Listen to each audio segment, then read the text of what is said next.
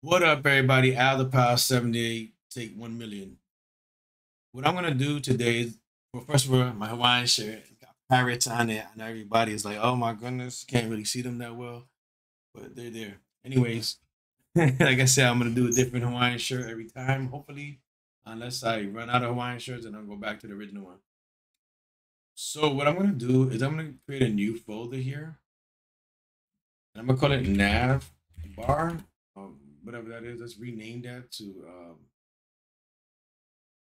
where's the read? You just gotta click in there properly. Then we go here and then bar. I'm gonna click in here. Well, first of all, I'm gonna copy this, Control C, double click in here, Control V, and I'm gonna go to show more options and open with code. Now, what I'm gonna do is this video is gonna be specifically about content box and border box. But the next video, which I'm gonna also do right after this one, is gonna be the nav bar in the bare minimums of a nav bar. The reason I want to talk about content box and border box is because it's that you got to understand that stuff. So what I'm gonna do is I'm gonna delete the main and the footer because I only want to work with the um the header. Don't care about nothing else. Definitely want to delete this right here. And you know what I'm gonna do? I'm gonna go live.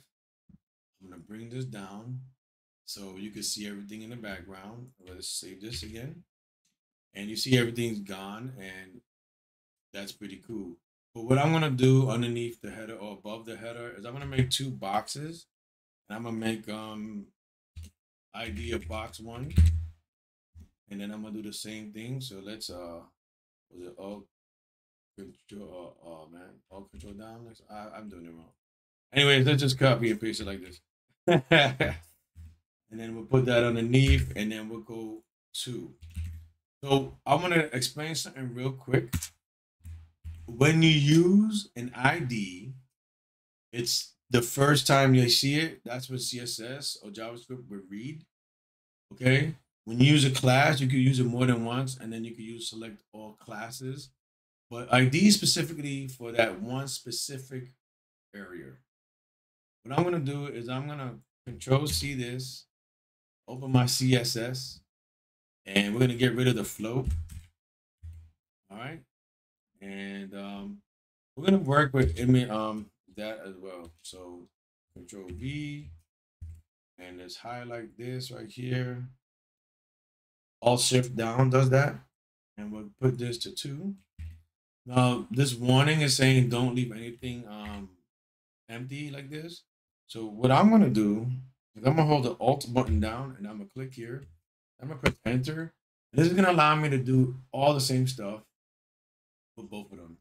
First thing I'm gonna do is called box sizing, and by default it's content box, right? But we put in border box here, and we'll put content box here. And box one is basically that's the only thing we're really gonna change as far as both of those go. So I'm gonna alt this right here, and then I'm gonna explain what these two things are and what we do with how most websites do with margins. So the first thing I'm gonna do is I'm gonna give it a height. Well, let's give it a background color so we can see it. We could give it a height and a width, and if it's the black, we can't see it. So the background color we're gonna give it is going to be orange. And then we're gonna save that. You're not gonna see anything because there's no height and no width to it. So let's put a height of 250 pixels, and then let's put a. Let me see if you can start seeing them. That's 250 pixels each, and then let's put a. You know what it is? I think my screen is on higher end, so let's put a width of 250 pixels as well, and that looks good. And let's save that. So what happened was both the boxes took 250 pixels to work with. What I'm gonna do right here in between the boxes is I'm gonna put it's called a break element. It's basically to put a line in between the two boxes. I can come back to the site here. But those are the height and the width of these boxes. Well, what I'm gonna have to show you is what content box and border box is. So then we gotta inspect this element right here. It'll show you, make sure you click on the styles and you go all the way down.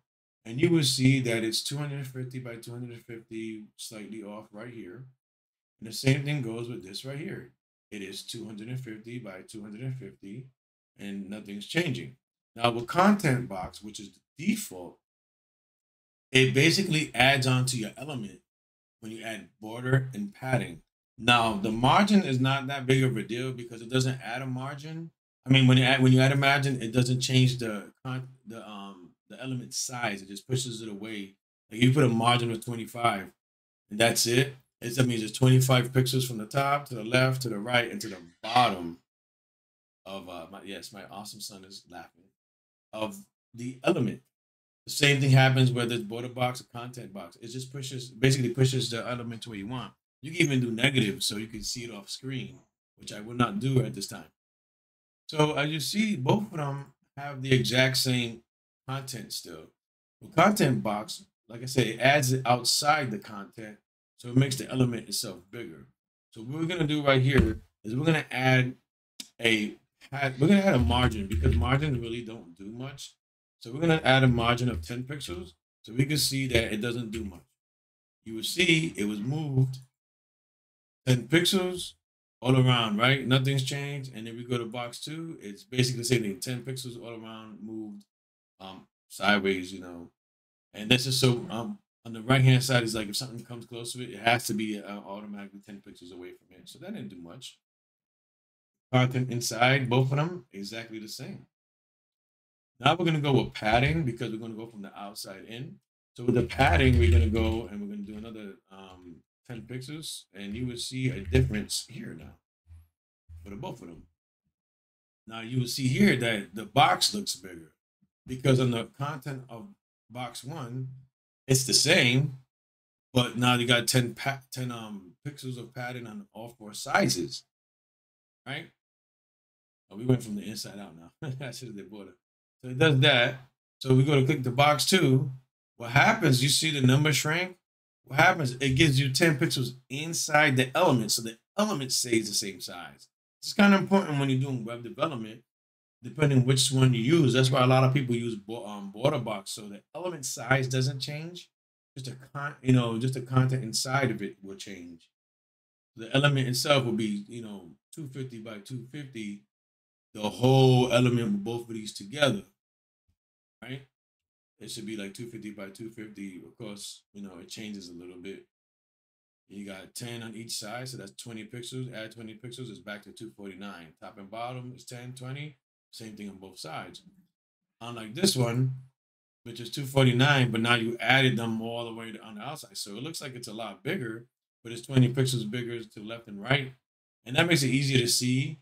And if you put it in a line, you'll see that the top and bottom is 10 pixels, so it looks a little bit weirder. Like it's got so much bigger. And I was supposed to go from the outside in, so let's go back here and put the padding, and you'll see that it's the same exact thing. 10 pixels by 10 pixels. And as you can see, we on box 1, and we hold on, did I just do padding again? Control Z that. Let's Control Y that, and then let's go up 1, enter, and put border. Now border is gonna be a little bit different because it's easier to do it this way. We're gonna have it solid, and then we're gonna have it white, and it's just a shorthand of doing it. So you got border size.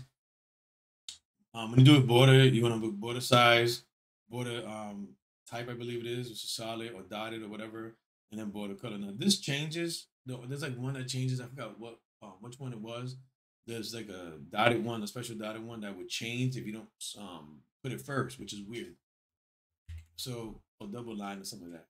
Now we have a 10 pixel solid white border, right? On all of them. So this looks even bigger because it is bigger. So you got 10 pixels on the left, 10 pixels on the right, right? And that's the border. And then you have the same thing with the padding. So it's pushing it out 40 pixels, basically. The numbers change a little bit, but that math has to do with the browser, so you can't really mess with it. However, click on box 2, it's the same thing on the inside.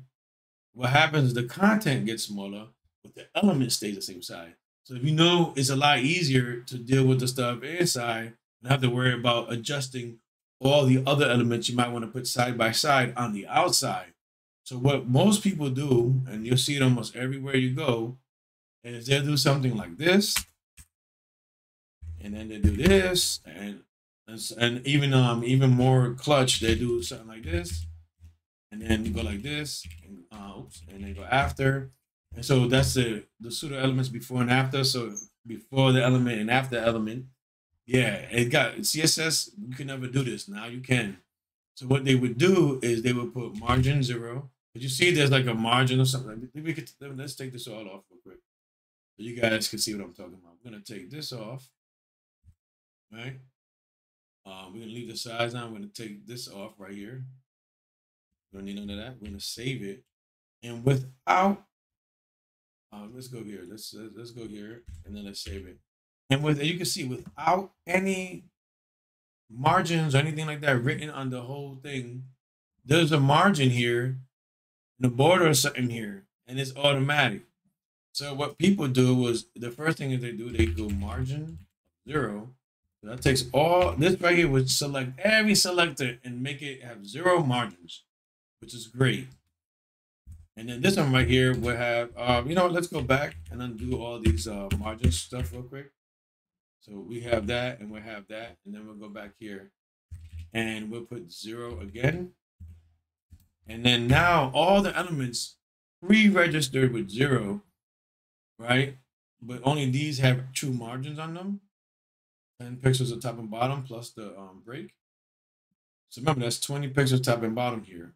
Nothing's really changed except, like I said, on this one, the inside changes, this one, the outside changes.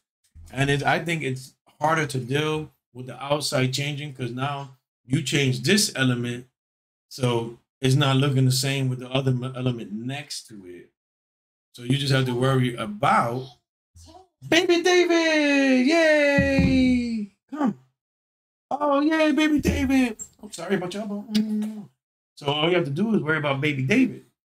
Nah, all you really have to worry about, hold on, buddy, I got you, is the inside of the content, because the display of all the other contents will be exactly the same height and width, right? High five? Height and width. And that's basically all you have to do when it comes to border box. That's kind of like basically it. Well, that's why everybody puts border box right here. So let's go back and they go padding. And they put 0, and then they put box sizing. Once I put the BOX, it goes that, and then it pretty much says border box. I don't know why that's not the original now. So all of them are originally border box, but this one because I specifically said make it. I didn't say that. I said make it context box, but because I specifically said content box, it's like okay, we're gonna make this like the default. But it's crazy because a lot of people in the web development industry, this is the preferred box sizing because it keeps the element itself that element size that we specify, like height of 100, width of 100. This one changes the height and width, which would change whatever you want to go around here. And you will see that in a few on my next video, actually, when I start doing the navigational bar with this. So that's it for Baby David and I. And high five, Baby David. All right. Say bye. Say bye. All right.